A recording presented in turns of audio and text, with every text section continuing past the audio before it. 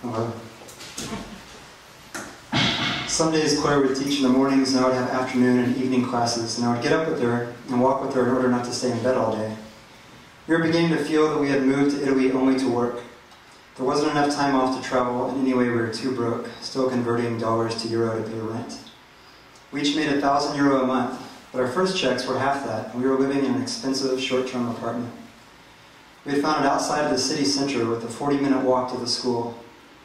During our first few weeks there, the apartment was cold at night, but in the day the weather was mild and we could enjoy the bright colors of the city while we walked to work and walked all around town trying to find a place to live. One morning I jogged with Claire to the Viale where we kissed a quick goodbye. I watched her run with her heavy teaching bag beside the busy street towards school until she was out of sight. It felt bizarre seeing her disappear into that utterly foreign scene. This side of town, the northwest corner, had been heavily bombed in the war and so had ugly modern architecture, and the light mounting in the sky made little difference on the drab walls and city streets and walks. I turned south to find the square with the help of a map we'd gotten from the friendly women at the Ufficio Termino the day before. I walked there amidst the buzz of the morning commuters on bikes and scooters and the swelling crowds at the bus stops as the sky above cycled through every shade of pink. It was 20 minutes or more before I arrived in Piazza Maggiore, in time for the first rays to shine down the long boulevard, where Via Ugo Bassi changed name to Via Rizzoli, part of the famous Roman Via Emilia, from which the region Emilia-Romagna gets half its name. The road crosses the Po River Valley from Piacenza to Rimini along the Adriatic. The main square sits just south of the street, and I was lucky to catch the sun peeking between the two ancient towers, the famous Il Due Torre a few blocks down. One tower was twice the height as the other, and they stuck up into space in the middle of the city, with its major streets shooting out from them like bicycle spokes.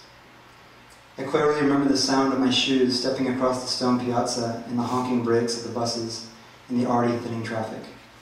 The city restricted automobiles from the medieval center, so that besides the Viale circling the town where the ancient walls once stood, the streets were surprisingly empty, and at that hour, when the people had found their posts in the office, banks, cafes, bookstores, and markets, the morning became still and the streets swept clean. I felt fresh from sleep and was determined to experience the day before I had to catch a bus in the afternoon out to Imola, a neighboring town some 15 kilometers down the via.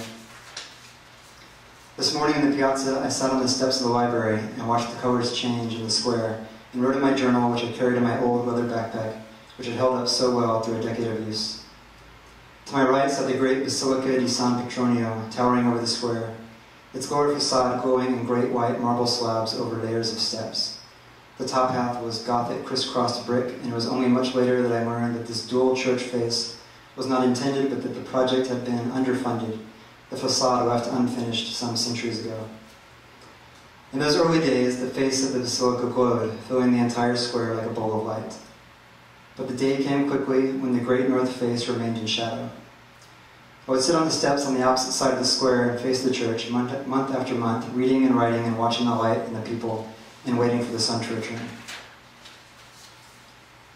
I stood and noticed the grand fountain of Neptune and his 4 erotic mermaids glowing from sunlit pouring beneath the arches of the fortress-like Palazzo del Podesta, and could feel those first rays of sunlight on my back through the button-down cowboy shirt and down vest and blue jeans I was wearing. I was fascinated by my shadow then and snapped a shot of it against the fountain in that place that felt utterly bizarre compared with all my experience of life before. I was living literally a world away from everything I had known in life and felt anonymous as you are in relation to a film you're watching. Time seemed to thicken as I felt like I could easily forget everything I'd known till then, up to and including my own name. I walked in a waking dream, and the few people I passed seemed to me as unknowable as ghosts.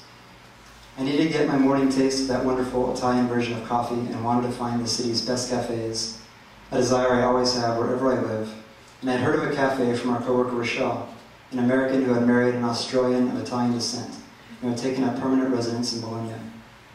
I found the spot on my map that she had marked in red ink the day before and wound my way through the narrow back streets, past steep churches including the Basilica di San Francesco, with its windows of thick-colored glass, and hovering beyond the fence near the sidewalk and the apse of the great church, 3 freestanding 13th century marble tombs containing the remains of some noted lecturers and legal scholars, Rolandino, Odofredo, and Accurcio.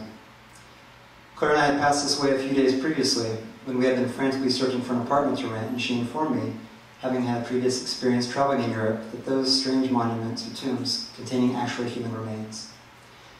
It's fascinating the way that cultures treat their dead, and I was delightedly shocked these men, now some 7 centuries gone, should be entombed out in the elements with buses and pedestrians continuously flowing by. I took my time walking to the cafe, stopping to inspect the many historical placards, using my little English-Italian dictionary to penetrate their meanings, trying to remember the locations of anything I found interesting that Claire and I could return to later. A hidden trattoria down an alley with vine-covered walls and unlit lanterns bookending its sign.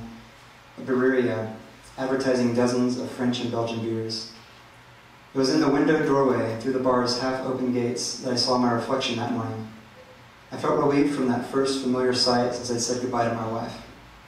I looked at my clothing, my hands wrapped around the straps of my backpack, and tried to wrap my mind around this idea that I was actually living in this city, thousands of miles east or thousands of miles west from my home.